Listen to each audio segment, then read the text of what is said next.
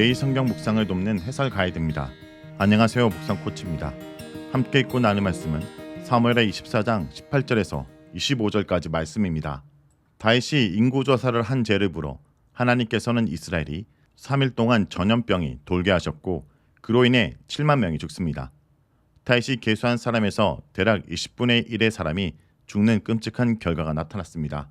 다윗은 이것을 보고 깊이 뉘우치며 죄 없는 백성 대신 자신과 자신의 집을 치시라고 요청합니다.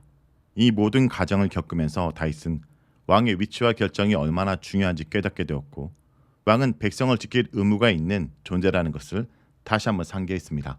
18절에서 23절 읽겠습니다. 이날에 같이 다윗에게 이르러 그에게 아뢰되 올라가서 여부스 사람 아라우나의 타작 마당에서 여호와를 위하여 제단을 쌓으소서 하매 다윗이 여호와께서 명령하신 바 가세 말대로 올라가니라. 아라우나가 바라보다가 왕과 그의 부하들이 자기를 향하여 건너옴을 보고 나가서 왕 앞에 얼굴을 땅에 대고 절하고 이르되 어찌하여 내 주 왕께서 종에게 임하시나이까 하니 다윗이 이르되 내게서 타작마당을 사서 여호와께 제단을 쌓아 백성에게 드리는 재앙을 그치게 하려 함이라 하는지라. 아라우나가 다윗에게 아뢰되 원하건대 내 주 왕은 좋게 여기시는 대로 취하여 드리소서. 번제에 대하여는 소가 있고 뗄나무에 대하여는 마당질하는 도구와 소의 몽에가 있나이다. 왕이여 아라우나가 이것을 다 왕께 드리나이다 하고 또 왕께 아뢰되 왕의 하나님 여호와께서 왕을 기쁘게 받으시길 원하나이다. 18절에서 19절은 아라우나 타작마당에 제단을 쌓으려고 명령하시는 내용입니다. 다윗이 자신의 선택이 어리석다는 것을 깨닫고 차라리 자신과 자신의 집을 죽여달라 기도하자 여호와께서는 갓 선지자를 다시 다윗에게 보냅니다. 갓 선지자는 다윗에게 아라우나 타작마당에서 여호와를 위한 제단을 쌓으라고 명령합니다. 이것은 여호와께서 다윗의 회개의 기도를 들으시고 용서해 줄 것이니 제단을 쌓고 속죄 제사를 드리라는 말입니다. 여호와께서는 다윗이 자신을 희생하지 않고 백성들을 희생시킨 것이 왕으로서 올바른 자세가 아니었다는 것을 깨닫고 차라리 자신과 자신의 집을 죽여달라 말하며 회개한 것을 받아주신 것입니다. 여부스 사람들은 다윗이 예루살렘을 정복할 때 그곳에 거주하던 주민들로 예루살렘을 점령한 이후에도 이들은 예루살렘에서 살았습니다. 제단을 쌓을 곳으로 여부스 사람 아라우나의 타작마당을 지정한 이유는 재앙을 일으키던 여호와의 사자가 여호와의 명령을 받고 재앙을 멈춘 곳이기 때문입니다. 즉 여호와께서 너무 많은 사람들이 죽은 것에 가슴 아파하시며 용서와 자비를 베푸신 곳이며 인간 입장에서는 하나님의 은혜를 경험한 곳입니다. 그렇기 때문에 제단을 쌓아 제사를 드림으로 하나님께 용서를 빌고 은혜 받기에 가장 적당한 장소였던 것입니다.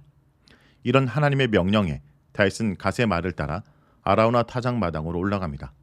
여기서 말대로라는 표현을 사용한 것은 다윗이 하나님 말씀을 충실하게 따르고 있다는 사실을 강조하기 위한 것입니다. 20절에서 23절은 아라우나 타작마당을 팔라고 제안하는 다윗의 모습입니다.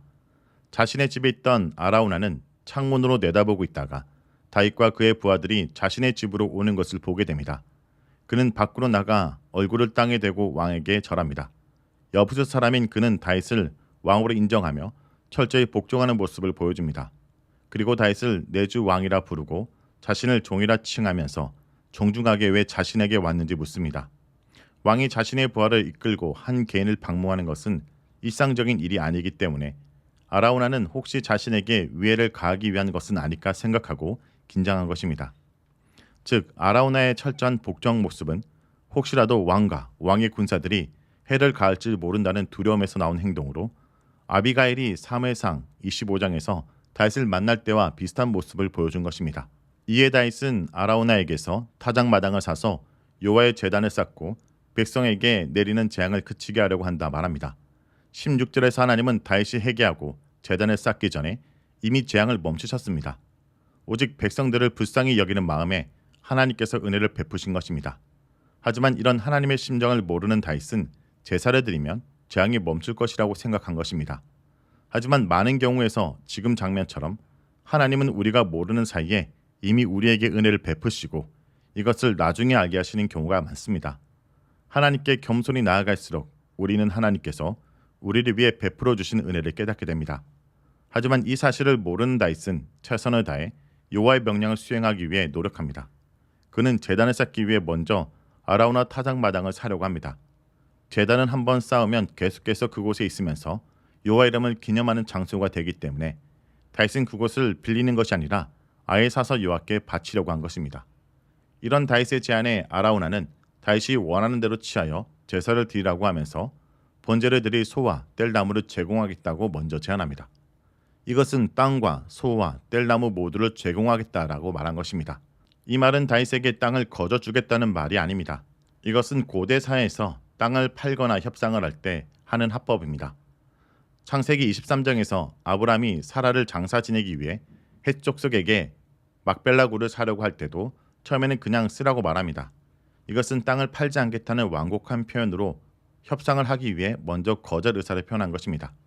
이에 아브라함은 몸을 굽히고 정중하게 땅을 팔라라고 요청하였고 마침내 그들에게 400세겔을 주고 막벨라 굴을 살 수 있었습니다. 그러므로 아라우나가 땅을 편히 쓰라고 하는 말은 거저 주겠다는 말보다는 협상을 위한 표현일 것입니다. 그러고 나서 아라우나는 여호와께서 다윗을 기뻐하시기를 원한다고 기원하며 여호와의 복을 빌어줍니다. 이것은 왕의 호의를 얻기 위한 일반적 인사로 왕께서 소원하는 것을 하나님께서 들어주시기를 원한다는 의미입니다.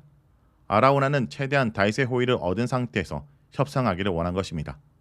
사실 다윗은 왕이고 부하들을 데리고 왔으므로 힘으로 빼앗으려고 한다면 얼마든지 빼앗을 수 있는 상태였기 때문에 아라우나는 최대한 다윗의 호의를 얻어 땅을 일방적으로 빼앗기지 않기 위해 애쓰고 있는 모습입니다.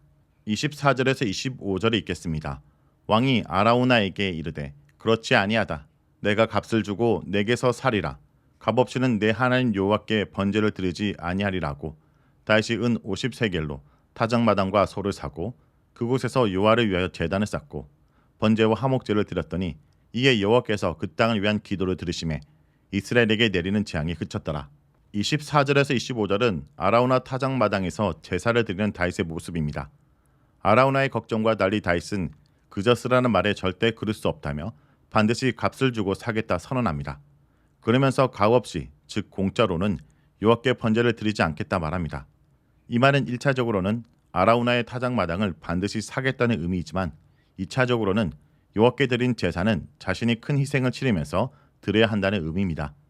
제사는 죄를 지은 사람이 소나 양이나 염소나 비둘기를 가져와 여호와께 바치는 것입니다. 내가 지은 죄에 대한 대가로 소값이나 염소값이나 비둘기 값 등 재물의 값을 치러야 하는 것입니다.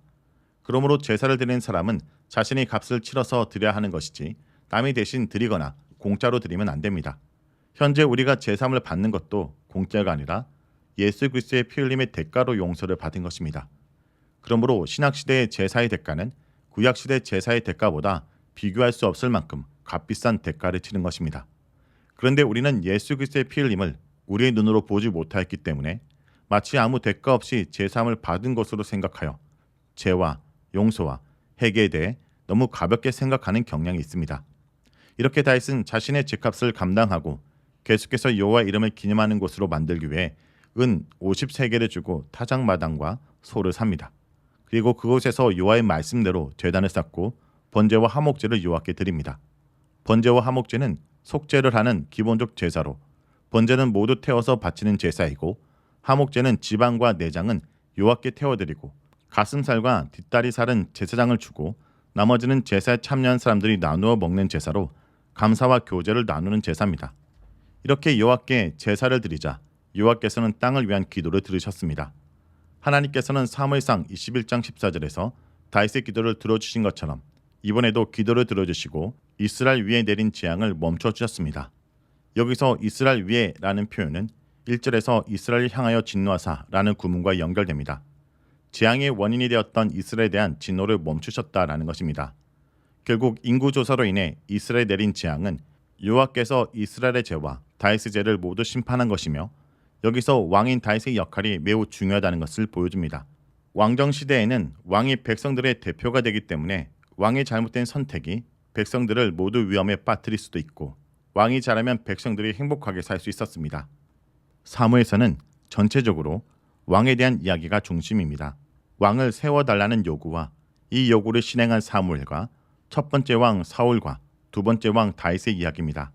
그런데 이 왕에 대한 이야기의 결론은 결국 이스라엘 왕들은 여호와의 대리자일 뿐이며 이스라엘의 진정한 왕은 여호와 한 분이라는 사실입니다.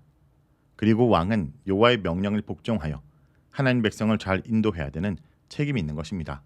자, 여기까지가 사무엘하 24장 18절에서 25절까지 말씀입니다.